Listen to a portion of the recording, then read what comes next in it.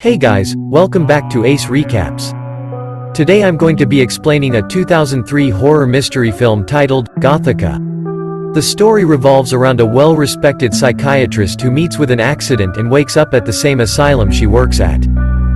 She has no memory of the past few days and the doctors around her claim that she killed her own husband, but the woman refuses to accept it.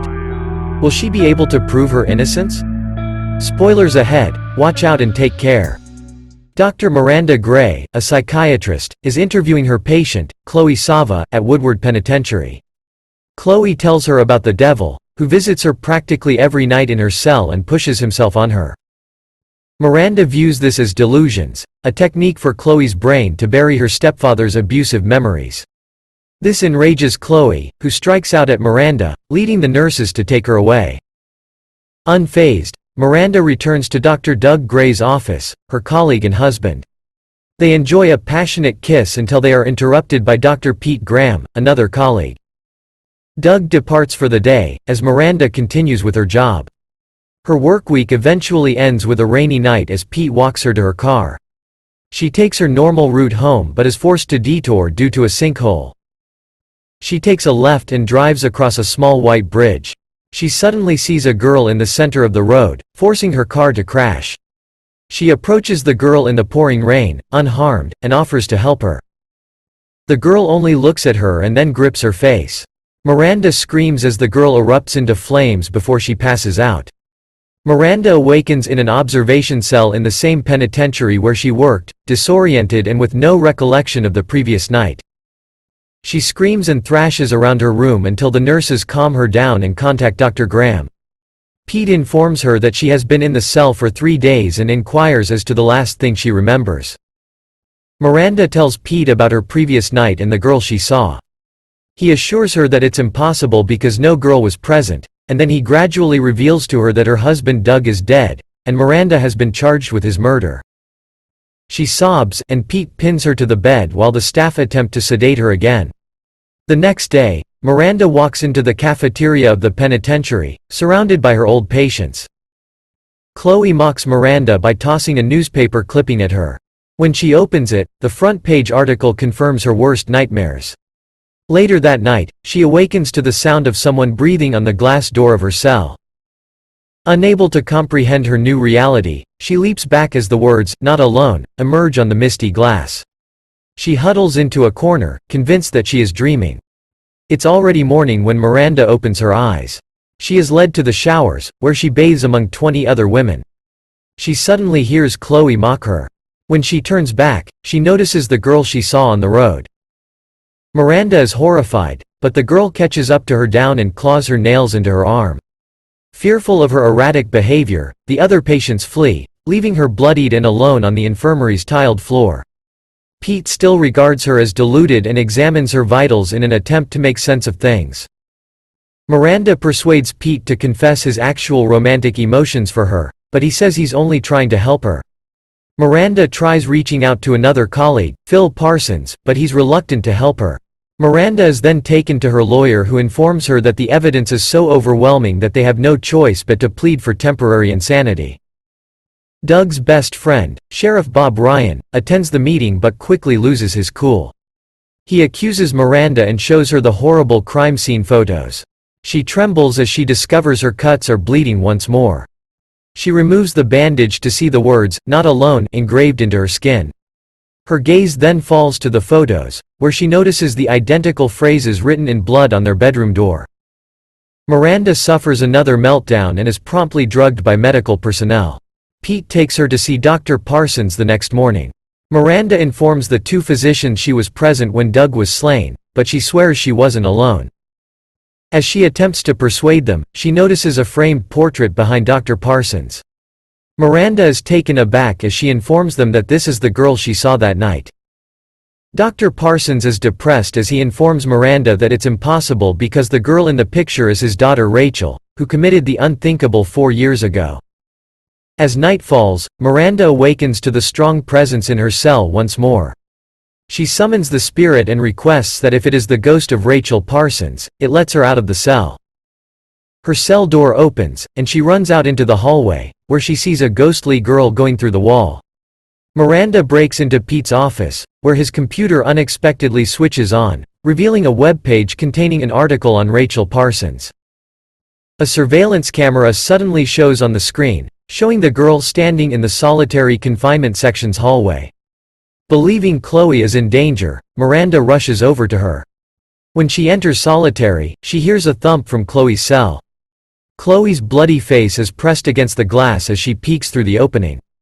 She tries to open the door, but is stopped by a man with the tattoo on his chest.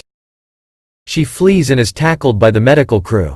Miranda runs into Pete the next day and inquires about Chloe. She informs him about the tattooed man and insists Rachel did not kill herself. Pete dismisses her as insane once more and threatens her that if she acts up again, he would be compelled to put her in solitary confinement. Miranda later meets Chloe in the garden.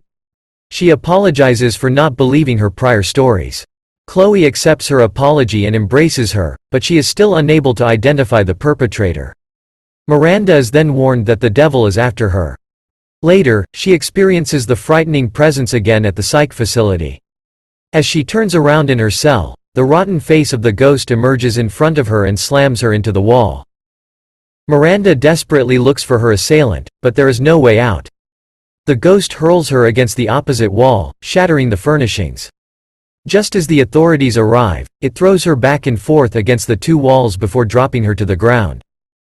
Miranda gets up and knocks the police senseless as he checks on her. She grabs the keys and flees the ward. The alarm sounds, alerting the officers to the location of their missing patient. Miranda makes her way to an unoccupied wing of the hospital and gets into the pool while the officers leave. The ghost appears in front of her when she opens her eyes. She screams and flees, landing beneath the desk of one of her cop buddies. The man assists her escape by handing over his car keys. Miranda drives away in his car but is surprised to see the ghost in her rear-view mirror. She's driving too fast and notices an approaching truck at the crossroads, but when she hits the brakes, it doesn't move. Miranda's throat tightens as she throws her foot on the brakes. Her car just misses the truck, and she bursts out laughing. She crashes through the road signs and comes to a halt just before falling into the sinkhole. In a fit of rage, she yells at the backseat, demanding that the ghost tell her what it wants. The radio begins to play, giving her a hint. Miranda arrives at the house she used to share with her husband as the porch lights turn on. She notices dried bloodstains on the carpet as she walks around the house. Memories of carrying a bloody axe and towering over her scared husband flood back to her. The memories, however, do not feel like they belong to her. She appears to be possessed. She enters the restroom and examines herself in the mirror. She watches as her own face contorts into an unrecognizable form and realizes that the person who murdered her husband was not her, but Rachel Parsons' vengeful ghost. Miranda tears into their bedroom, hugging a photo of Doug, as the ghost offers her another clue to go to Willow Creek. As the sun rises, Miranda arrives at their country property. She looks around the house, but it's vacant. She also enters the barn, but all she sees is damaged and rusted farming equipment. As she prepares to depart, a peek of a video camera box catches her eye. She then notices a hidden entry to the cellar below. Miranda switches on the lights, gasping in fear as she notices bed chains, drug boxes, and video equipment. She watches one of the tapes, terrified by her husband's secret. Doug has been living a double life, kidnapping, torturing, raping, and killing women. She hears footsteps upstairs and is about to flee when she is apprehended by a police officer. Another woman appears from the cellar, grabbing Miranda with her bleeding hands. Tracy Severs, Doug's latest victim, is revealed to be the woman. Miranda is then summoned for interrogation. She meets with Dr. Parsons and informs him about her interactions with Rachel, concluding that she was one of Doug's victims. She attempts to explain the same argument to Pete, but he dismisses her once more. She demands to speak with Sheriff Ryan while spending the night in her cell, but he is unavailable.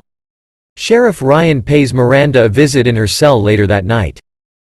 Miranda informs him that the word, "not alone," suggests that there are two killers, not simply Doug. She explains her theory and develops a psychological profile of the second murderer. As she states the facts, she realizes that the profile suits Sheriff Ryan precisely.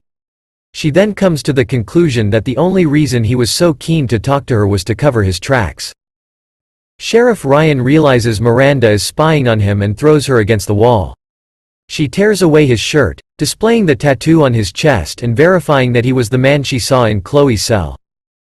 Miranda escapes his clutches and climbs the stairs. He shoots several shots at her, one of which hits the gas pipe. She screams for help as she approaches the closed doors, but he catches up to her. As he gets his shotgun, she hides beneath one of the desks. He's cut off at the end of his line and begins his insane monologue, divulging the decades-old murderous secrets he shared with Doug and admitting that they murdered Rachel Parsons.